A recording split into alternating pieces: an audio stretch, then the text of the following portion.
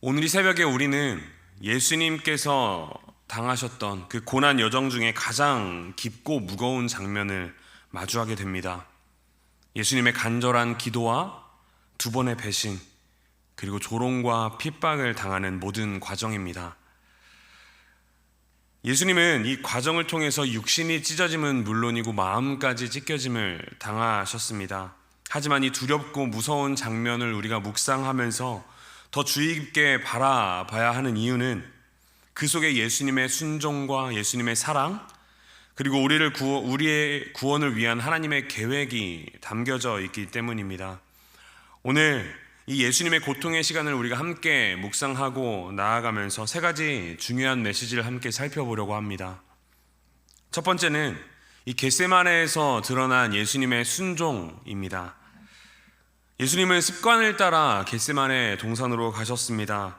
습관을 따라 예수님은 겟세마네 동산 가서 기도를 하셨습니다.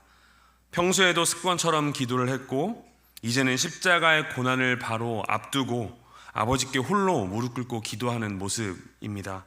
42절에 예수님께서 기도하신 내용이 나와 있습니다. 이르시되 아버지여 만일 아버지의 뜻이거든 이 잔을 내게서 옮기시옵소서. 그러나 내 원대로 마시옵고 아버지의 원대로 되기를 원하나이다 하시니, 이 기도에는 두 가지 마음이 공존해 있습니다. 하나는 인간이신 예수님께서 가지셨던 고뇌의 내용입니다. 이 잔을 내게서 옮기시옵소서라는 표현은 이 육체와 감정의 한계 속에 드러나는 찾아오는 두려움이었습니다. 또 다른 한 가지는 하나님의 아들로서의 순종의 고백입니다. 내 원대로 마시옵고 아버지의 원대로 되기를 원하나이다. 이 고백은 하나님의 뜻을 향한 전적인 순종의 고백이었습니다.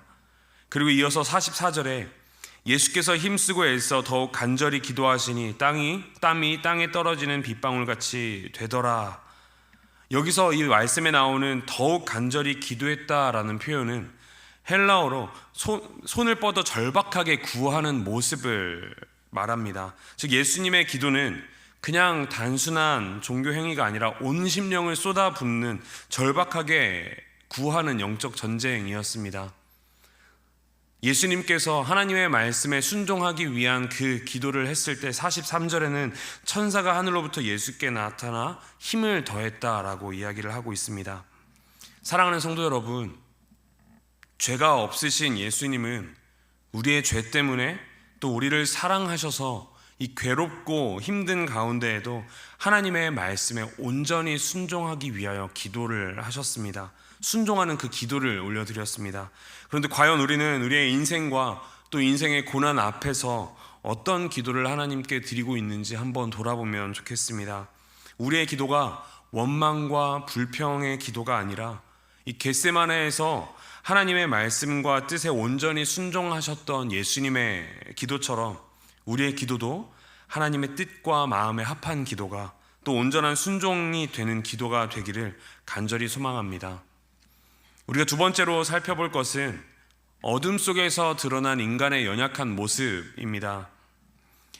예수님은 육체의 고통을 당하는 것만으로 참 괴롭고 힘드셨을 것 같은데 두 차례나, 그것도 가족처럼 지냈던 제자들에게 배신을 당하십니다. 한 번은 겟세마네 동산에서 유다가 예수님을 종교 지도자들에게 팔아버린 모습입니다. 몇 주 전 수요 예배 때도 함께 나눴지만 유다는 사랑과 존경의 마음을 담아야 하는 입맞춤으로 예수님을 팔아버리는 모습을 합니다.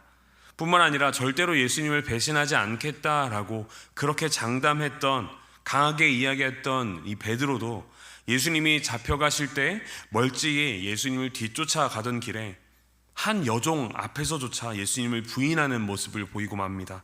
3번이나 예수님을 부인하던 베드로, 이 절정의 장면이 등장합니다. 61절과 62절 말씀입니다. 주께서 돌이켜 베드로를 보시니 베드로가 주의 말씀 곧 오늘 닭 울기 전에 내가 3번 나를 부인하리라 하심이 생각나서 밖에 나가서 심히 통곡하니라. 아멘. 여기에는 이 누가복음에서만 전하는 특별한 표현이 있습니다.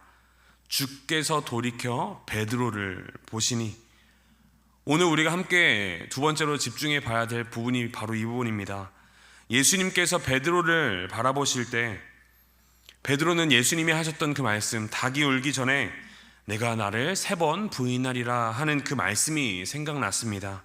그리고 밖에 나가서 심히 통곡하였습니다. 이때 예수님께서 베드로를 바라보는 그 시선이 과연 원망의 눈빛, 정죄의 눈빛이었을까요? 그것은 그럼에도 여전히 사랑하시고 회복시키시는 예수님의 시선이었을 것입니다. 그 사랑의 눈길에 베드로는 무너지고 자신의 죄를 깊이 깨닫고 통곡하게 되었던 것입니다. 사랑하는 성도 여러분, 우리의 모습을 한번 돌아보면 좋겠습니다. 혹시 우리가 유다처럼 예수님을 고작 은 30에 노예 한 명의 값에 팔아버리는 모습이 있지는 않은지, 또한 베드로처럼 얼마나 자주 예수님을 부인하고 있는지 우리의 모습을 한번 돌아봐야 합니다. 말로는 예수님을 따른다고 하면서 우리의 행동과 우리의 결정은 세상을 따르고 있는 그런 모습이 우리에게 있지는 않은지 한번 돌아보면 좋겠습니다. 하지만 우리가 얼마나 하나님을 떠나 있는지만을 우리가 바라보고 생각할 것이 아니라, 거기에서 그치는 것이 아니라, 그럼에도 여전히 우리를 사랑의 눈빛과 회복의 눈빛으로 바라보고 계시다는 그 사실을 우리가 함께 기억하면 좋겠습니다. 우리가 회개하고 돌아갈 때 여전히 우리를 회복시키시고 사랑하시는 하나님의 그 사랑을 경험하게 될 줄 믿습니다.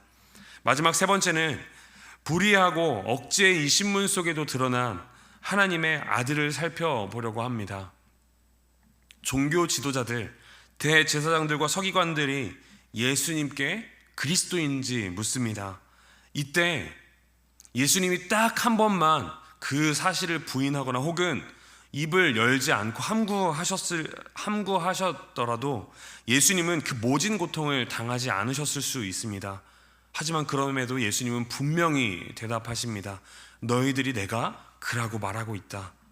이 고백 하나로 예수님은 신성모독이라는 죄목으로 십자가에 못 박혀 죽으시게 됩니다.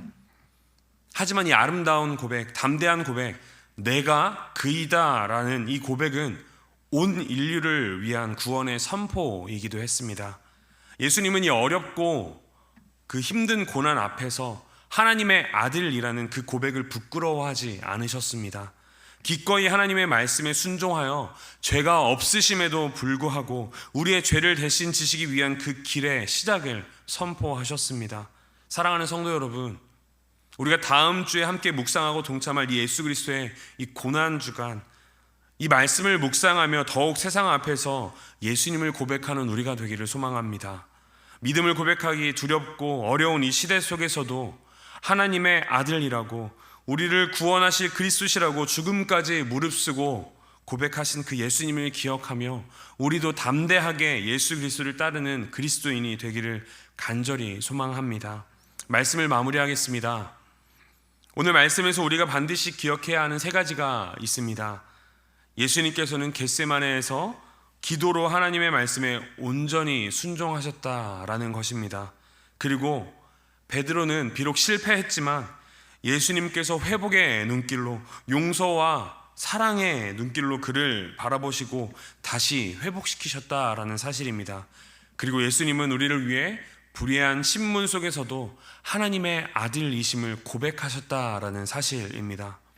오늘 이 새벽 우리도 예수님께서 순종하셨던 그 겟세마네의 기도로 나아가면 좋겠습니다. 또 비록 실패하였더라도 주님의 시선을 바라보고 다시 한번 일어서기를 소망합니다. 그리고 세상 앞에서 예수님의 이름을 담대히 고백하며 나아가기를 소망합니다. 오늘 하루 예수님의 사랑을 기억하며 이렇게 살아가는 저와 우리 사랑하는 성도님들 되시기를 간절히 소망합니다. 함께 기도하시겠습니다.